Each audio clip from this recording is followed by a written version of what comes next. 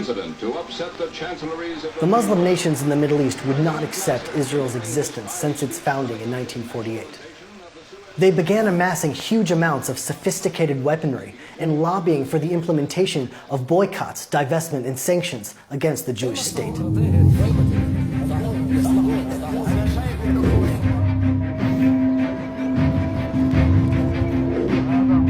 On the 15th of May 1967, on Israel's Independence Day, a 3-week period began, which was one of the most tense and fearful periods in Israel's history.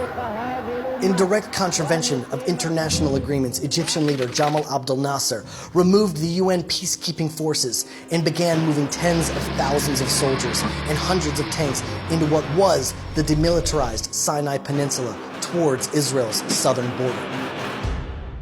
Egypt also blockaded the Straits of Tiran, an open international waterway which was essentially a declaration of war.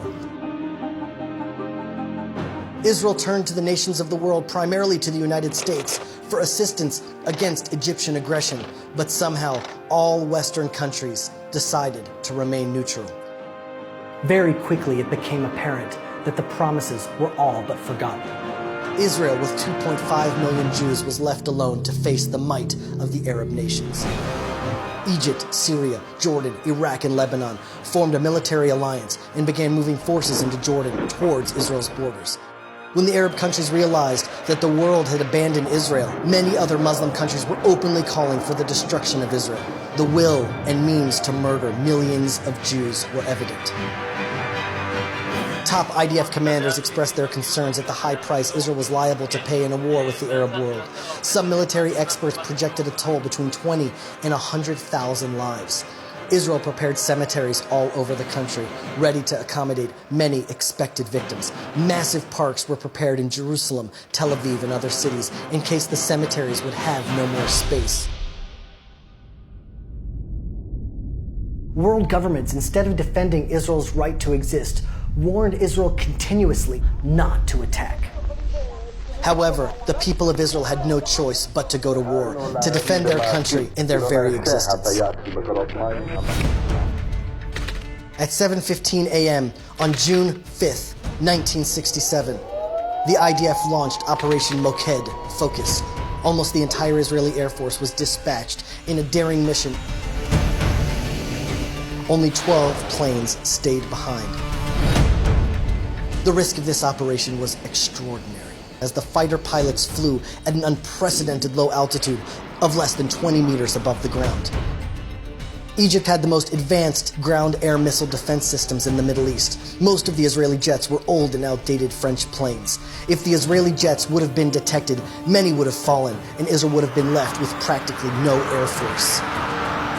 And then, a miracle occurred. The most advanced Russian MiG jets that patrolled the airspace along the borders between Egypt and Israel were, for that one critical hour, grounded. Incredibly, at that very same time, the top commanders of Egypt, Jordan, and Iraq flew together to observe the Egyptian forces invading Sinai. The Egyptian officers had ordered all anti-aircraft units not to fire unless given a direct order as long as they were in flight.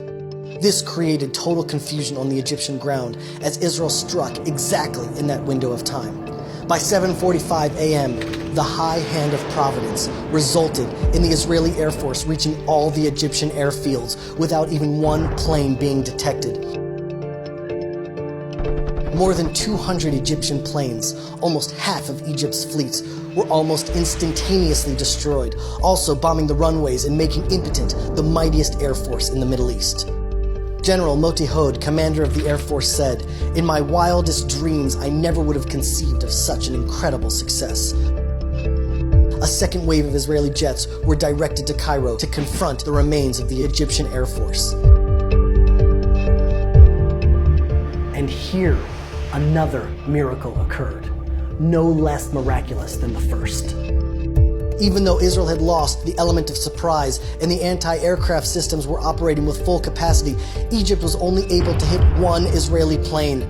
The Israeli Air Force went on to destroy a total of more than 300 Egyptian planes, and every airfield in Egypt was neutralized. It was nothing less than a military miracle. seemingly impossible.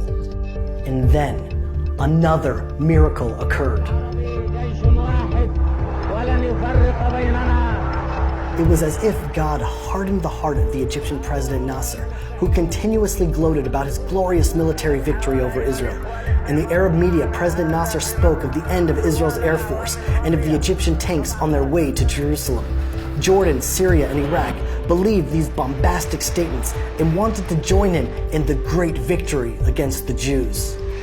All the Arab air power struck simultaneously on multiple fronts. In almost any other scenario, Israel would not have been able to respond as quickly as it did. The timing was seemingly orchestrated to position Israeli jets exactly where they should be. Not in 6 days, but in 6 hours, the war was won. A biblical prophecy comes to pass as the forces of Israel sweep on in an astonishing triumph of strategy. After achieving air supremacy, her forces thrust like an avenging sword at the very heart of Arab self-confidence.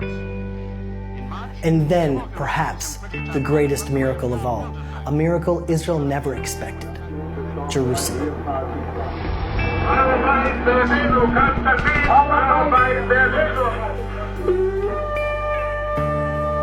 Again, it seemed as though it was a divine appointment in time.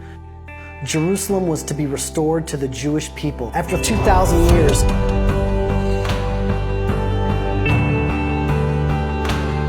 The enemies of Israel had twice as many soldiers as we did, 3 times as many planes, 4 times as many tanks. The odds were stacked against us on every military front.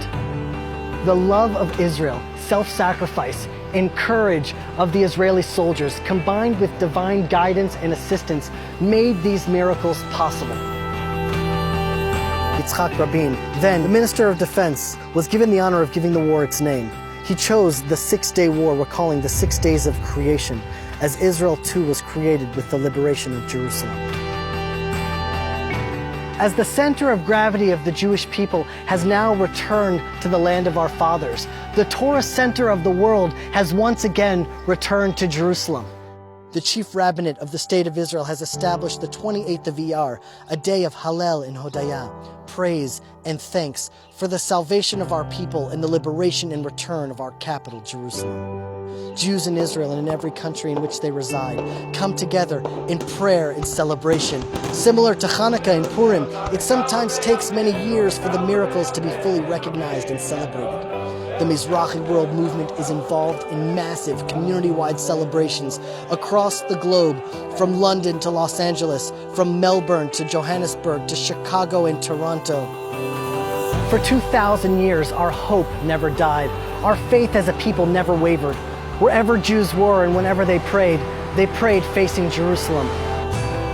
Whatever happened the night before, whether it was the Crusades, the Inquisition, Muslim oppression, or Nazis in Germany, the next morning a Jew would wake up, dust himself off, put on his talit, face Jerusalem, and pray to come home, knowing somehow, some way, God would bring us back.